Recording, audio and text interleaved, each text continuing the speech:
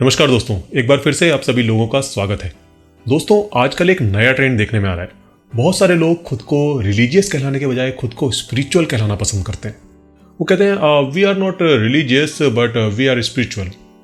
Actually में religious कहलाने में थोड़ा सा लो क्लास फील आता है, जबकि स्पिरिचुअल कहने में थोड़ा सा हाई क्लास और बुद्धिजीवी वाला फील आता है। जो खुद को रिलीजियस कहने वाले लोग होते हैं उनके पास अपनी आस्थाओं मान्यताओं के पक्ष में कोई खास तर्क नहीं होते, जबकि जो खुद को स्पिरिचुअल कहने वाले जो लोग होते हैं इनके पास अपनी आस्थाओं के पक्ष में बड़े भारी भरकम तर्क होते हैं। और जिनको कि उन्होंने कुछ स्पिरिचुअल गुरुज को सुनकर या उनके लिटरेचर को पढ़कर या आजकल जो बहुत ट्रेंड में है, बहुत पॉपुलर है, व्हाट्सएप फॉरवर्ड्स को पढ़कर जमा किया होता है। ये जो खुद को स्पिरिचुअल कहने वाले लोग होते हैं, ये जो रिलीजियस लोग होते हैं उनको एज अ ब्लाइंड फॉलोअर की तरह बताते हैं कि यार वो तो ब्लाइंड फॉलोअर्स हैं, उनको तो पता ही नहीं है, वो तो ब्लाइंडली फॉलो कर रहे हैं। जबकि खुद को ये इन सारे ब्लाइंड बिलीफ से फ्री एक सीकर की तरह प्रेजेंट करते हैं। वो ये कहते हैं कि भाई ये जो रिलीजियस लोग हैं ना, ये तो बिना जाने समझे इन बिलीफ्स को ऐसे ही पीढ़ी दर पीढ़ी ढोते हुए चले आ रहे हैं। जबकि जो हम लोग हैं, हम तो भाई बिना जाने समझे चीज़ों को नहीं स्वीकारते हैं, लेकिन नकारते भी नहीं है, बल्कि वो कुछ ऐसा कहते हैं कि देखिए, जब तक हम खुद से नहीं जांच लेते किसी चीज़ को, किसी चीज़ की सच्चाई को, तब तक ना तो उसको एक्सेप्ट किया जा सकता है और ना ही उसको रिजेक्ट किया जा सकता है। बात सुनने में लॉजिकल लगती है, लेकिन इसमें जो मेरा जो अनुभव है वो ये कहता है कि जो भी आप क्रियाकलाप किसी भी रिलीजियस आदमी को अपने जीवन में करते हुए देखेंगे, वही सारी क्रियाकलाप आपको ये खुद को स्पिरिचुअल कहने वाले लोग भी करते हुए दिखाई देंगे। और उसके पीछे भी लॉजिक यही है कि भाई जब तक पता ना हो कि क्या सही है, क्या गलत है, क्या सच है, क्या झूठ है, तो अब करते रहने में तो कोई दिक्कत नहीं है, क्या पता सच ही हो। यदि आप धर्म ग्रंथों में लिखी हुई लॉजिकल बातों की चर्चा इनसे करेंगे तो ये आपको कहेंगे कि देखिए, जो धर्म ग्रंथ हैं ये इनके रचयिता ने अनुभव के एक विशिष्ट स्तर पर जाकर लिखे। जब तक आप अनुभव के उस विशिष्ट स्तर तक नहीं पहुंच जाते, तब तक इनके बारे में कुछ भी कहना व्यर्थ है, तब तक आप इनको जज नहीं कर सकते। और कुछ लोग तो एक कदम आगे बढ़कर ये भी कहते हुए पाए जाते हैं कि जब आप अनुभव के उस विशिष्ट स्तर तक पहुंच जाएंगे तो आपको इनमें कोई भी विरोधाभास या कोई भी इलॉजिकल बात नहीं दिखेगी। ईश्वर के अस्तित्व पर भी वो कुछ ऐसा ही तर्क देते पाए जाते हैं। वो कहते हैं, देखिए, ईश्वर में आस्था रखने वाले और ईश्वर में आस्था ना रखने वाले, यानी आस्तिक और नास्तिक, ये दोनों ही वास्तव में मान्यतावादी हैं। क्योंकि आस्तिक ने मान लिया है ईश्वर है और नास्तिक ने मान लिया ईश्वर नहीं है। चूंकि दोनों ही बिना खोजे ही निष्कर्ष पर पहुंच गए हैं, इसलिए दोनों कभी भी सच्चाई को नहीं जान सकेंगे। मुझे नहीं पता इस तर्क की इजाद किसने की थी, लेकिन फर्स्ट टाइम मैंने इस तर्क को ओशो के प्रवचनों में सुना था। और आज भी ओशो के जो चेले होते हैं, नॉट चेले, एक्चुअल में ओशो के तोते कहना ज़्यादा ठीक रहेगा, जो ओशो के जो तोते होते हैं ये इस तर्क को जगह जगह दोहराते हुए देखे जा सकते हैं। ओशो के तोते मैं इनको इसलिए कहता हूँ क्योंकि ये ओशो को एज इट इज़ कॉपी करते हैं, कॉपी पेस्ट।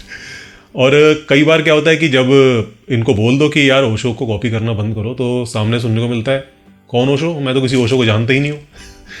ये सोचते हैं कि केवल इन्होंने ओशो को पढ़ा है, बाकी दुनिया में कोई, हम तो भाई मार्स से आए, हमें तो पता ही नहीं ओशो कौन। बेवकूफ़ समझता है सामने वाले को। खैर, जो भी हो, लेकिन ये जो लॉजिक है सुनने में बड़ा ही कन्विंसिंग लगता है। जो व्यक्ति नास्तिकता की तरफ जा रहा है उसको भी एक बार को सोचने को मजबूर कर देता है कि यार बात तो ठीक है। लेकिन खुद को स्पिरिचुअल कहने वाले लोगों के तर्क भले ही कितने कन्विंसिंग लगें, लेकिन होते वास्तव में सब के सब सिर्फ और सिर्फ वर्ड सैलेड है। कैसे, आइए देखिए, मैं बताता हूँ। सबसे पहले ईश्वर वाले तर्क को ही ले लेते हैं। इस तर्क में आस्तिक और नास्तिक दोनों को ही मान्यतावादी कहकर एक ही तराजू में तोलने का प्रयास किया जा रहा है। ये तर्क उन लोगों पर तो ठीक बैठता है जो कि किसी ऐसे फेथ को फॉलो करते हैं जहां पर कि गॉड का कॉन्सेप्ट नहीं है। लेकिन वो लोग जो कि इसलिए नास्तिक हुए क्योंकि ईश्वर के अस्तित्व के पक्ष में कोई सॉलिड प्रूफ नहीं है, कोई प्रूफ ही नहीं है, तो वहां पर ये जो तर्क है सही नहीं बैठता।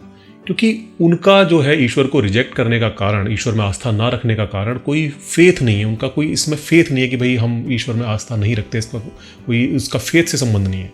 बल्कि वो ईश्वर में आस्था इसलिए नहीं रखते क्योंकि इसके पक्ष में कोई प्रमाण नहीं है। आखिर बिना प्रमाण के किसी चीज़ को कैसे एक्सेप्ट किया जा सकता है? लेकिन यहाँ पर भी कुछ लोग एक नया फॉर्मूला लेकर आ जाते हैं। वो कहते हैं, देखिए, ईश्वर के अस्तित्व के प्रमाण आपको दिए नहीं जा सकते, बल्कि प्रमाण आपको खुद ही खोजने पड़ेंगे। अभी जो लॉजिक है ये कितना स्टूपिड है, आप जरा देखिए। मतलब क्लेम तो आप कर रहे हो और एविडेंस खोजने को हमें कह रहे हो, यह क्या बात हुई? जो क्लेम करता है एविडेंस देने की जिम्मेदारी भी उसी की होती है। आप ऐसा नहीं कह सकती कि क्लेम आप करो और एविडेंस कोई दूसरा खोजे। जब क्लेम आप कर रहे हो तो एविडेंस भी आपको ही देने पड़ेंगे। और फिर ये जो लॉजिक है ये क्या किसी भी फिक्शनल चीज़ पर नहीं लागू किया जा सकता? मतलब कोई भी ऐसी चीज़ जिसका कि अस्तित्व सिर्फ मनुष्य की कल्पनाओं में है। फॉर एन एग्जाम्पल, अगर मैं कहूँ कि जो परियों के अस्तित्व को स्वीकारने वाले और नकारने वाले ये दोनों ही मान्यतावादी हैं, क्योंकि दोनों ही बिना जाने परियों के अस्तित्व को स्वीकार रहे हैं या नकार रहे हैं। और परियों के अस्तित्व का प्रमाण वास्तव में दिया नहीं जा सकता, बल्कि परियों के अस्तित्व का प्रमाण आपको खुद ही खोजना पड़ेगा। यही तर्क हर उस चीज पर दिया जा सकता है जिसका कि अस्तित्व सिर्फ मनुष्य की कल्पनाओं में है, फिर चाहे वो उड़ने वाले घोड़े हों, फरिश्ते हों या कुछ भी हो। अक्सर लोग ऐसा सोचते हैं कि खोजी होना यानी सीकर होना रैशनल होने या अनबाइस्ड होने की निशानी है। देखिए, खोजी होना अच्छा है, लेकिन इससे पहले कि आप खोज पर निकलो ये समझ लेना भी जरूरी है कि आप जिस चीज को खोजने निकल रहे हो वास्तव में वो लॉजिकल है कि नहीं, और जो खोज का रास्ता आप इख्तियार कर रहे हो वो कितना लॉजिकल है, ये सब देखना भी जरूरी है। भाई, जब आप कहीं घर से निकलते हो तो पहले उस चीज के बारे में अच्छे से पता करते हो ना, तभी आप घर से निकलते हो ना।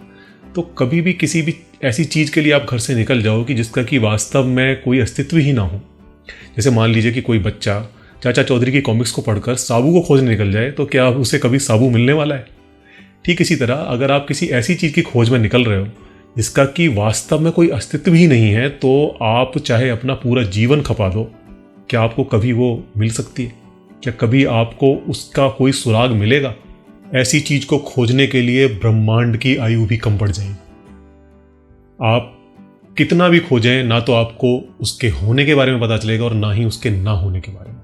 देखिए, जिस चीज का अस्तित्व ही नहीं है उसका तो आपको ना तो होने का पता चलेगा और ना ही उसके ना होने का पता चलेगा, भले ही आप पूरा जीवन खपा दें। लोग अक्सर यहां भी कंफ्यूज हो जाते हैं। लोग कहते हैं अच्छा ठीक है, चलो होने का पता नहीं चलेगा तो कम से कम ना होने का ही पता चल जाएगा। हम सीकिंग करते रहते हैं। लेकिन आप जरा सोचिए, जिस चीज का अस्तित्व ही ना हो, जिस चीज का वास्तव में अस्तित्व ही ना हो, उसके ना होने का पता भी आपको कैसे चलेगा? आप जरा खुद सोचिए। वास्तव में तो उसके अस्तित्व का कोई प्रमाण ना होना यही उसके ना होने का सबूत है। आप जरा सोचिए, यदि मैं ये कहूं कि आपने मुझसे 1 लाख रुपए उधार लिए हैं, तो आप ना होने का सबूत कैसे देंगे? आप यही कहेंगे ना कि भाई आप प्रमाण पेश करो कि आपने मुझे 1 लाख रुपए उधार दिए हैं। और मैं कहूँगी भाई मेरे पास तो कोई ये सबूत नहीं है कि आपने 1 लाख रुपए उधार लिए हैं, लेकिन आप ये प्रूफ करो कि आपने नहीं लिए हैं। आप कैसे प्रूफ करोगे? स्पिरिचुअलिटी, जिसको कि एक सीकिंग मेथड की तरह प्रचारित किया जाता है, वास्तव में ये कुछ इसी तरह की खोज है। लेकिन ये जो स्पिरिचुअल लोग होते हैं ये इसको एक चैलेंज की तरह लेते हैं। Although it's utterly stupid, but वो कहते हैं कि देखिए, ये जो खोज है ना, ये हर किसी के लिए नहीं है, ये तो उन लोगों के लिए है जो कि अपने जीवन की बाजी लगा सकते हैं। इस तरह से वो एक जाबाज की तरह खुद को पेश करने का प्रयास करते हैं, जिसने कि सत्य की खोज में अपने जीवन की बाजी लगाती है। ईश्वर का अस्तित्व है या नहीं, ये तो वास्तव में सवाल ही गलत है। ईश्वर वास्तव में एक अवधारणा है जिसको कि ब्रह्मांड के उन रहस्यों का जवाब देने के लिए गढ़ा गया है जिनका कि अभी तक हम कोई जवाब या जिनका कि कोई सॉल्यूशन अभी तक हम नहीं खोज सके। तो यदि वास्तव में आपको सीकिंग करनी है, तो यदि वास्तव में आपको खोजने में रुचि है, तो ईश्वर को खोजने के बजाय आप बेहतर होगा कि ब्रह्मांड के उन रहस्यों को खोजने की तरफ काम करें। यदि आप उस दिशा में काम करेंगे तो संभावना ये है कि अगर हो सकता है कि उसके जवाब में यदि वास्तव में ईश्वर ही उनका कारण है तो भी आप ईश्वर तक पहुंच जाएंगे, यदि ईश्वर कारण नहीं है तो भी आप उनके सॉल्यूशन तक पहुंच जाएंगे। दोनों ही सूरत में आप किसी पॉजिटिव डायरेक्शन में आगे बढ़ेंगे। तो बजाय ईश्वर का अस्तित्व खोजने के, यदि आप ब्रह्मांड के अनसुलझे रहस्यों को खोजने की दिशा में काम करेंगे तो इसकी संभावना बहुत ज़्यादा है कि आप किसी पॉजिटिव आउटकम तक पहुंच सके। ठीक इसी तरह से आप धर्म ग्रंथों के बारे में दिए गए तर्कों को भी ले सकते हैं।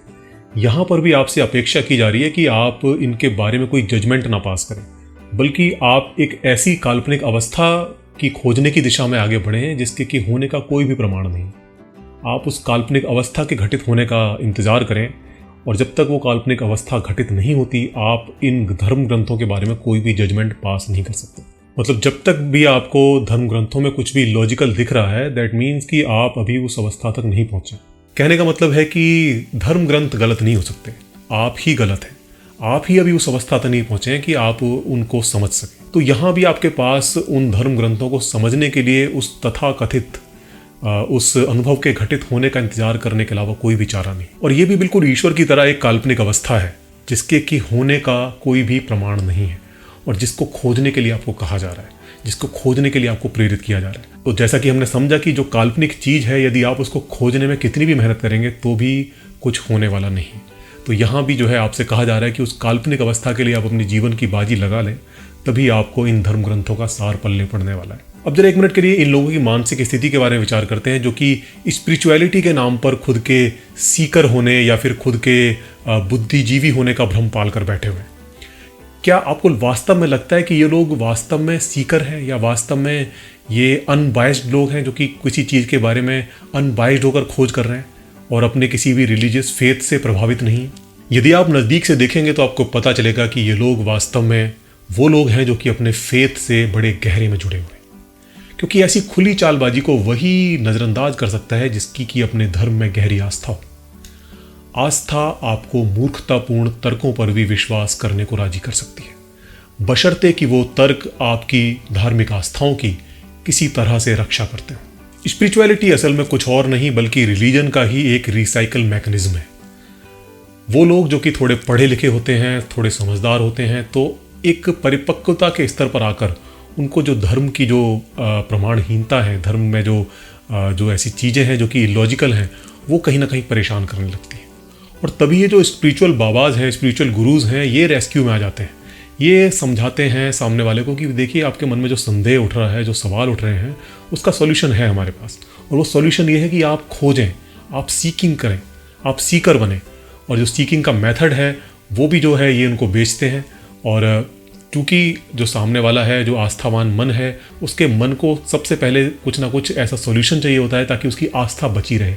और ये जो तिनके के सहारे जो बाबा उनको पकड़ा देते हैं सीकिंग के नाम पर, इससे उसकी आस्था बच जाती है। उसको लगता है कि उसकी आस्था सुरक्षित हो गई है और इस तरह से वो इनका अनुयायी बन जाता है। और इस तरह से जो संदेह उसके मन में उठा था उसको चालाकी से दबा दिया जाता है और उसको वापस से उसी धर्म में धकेल दिया जाता है। ये जितने भी स्पिरिचुअल गुरुज हैं, इनके आसपास आपको ज़्यादातर पढ़े लिखे लोग ही मिलेंगे। जो कम पढ़े लिखे लोग हैं वो आपको कथावाचकों के पंडालों में ताली पीटते नजर आएंगे। और ये सब वही लोग हैं जो कि अपने आस्थाओं को बचाने के लिए इन लुभावने तर्कों के जाल में, इन वर्ड सैलेड में फंसकर इन बाबाओं के पास पहुंचते हैं ताकि जो उनकी डामाडोल आस्था है उसको किसी तरह से बचा सकें। तो देखा जाए तो स्पिरिचुअलिटी कुछ और नहीं, सिर्फ थोड़े से बेहतर कुतर्कों से सुसज्जित धार्मिकता ही है। और जो स्पिरिचुअल लोग हैं वो भले ही खुद को खोजी माने, लेकिन वास्तव में वो धार्मिक लोगों की अपेक्षा थोड़ा सा बेहतर हो गए हैं खुद को धोखा देने में।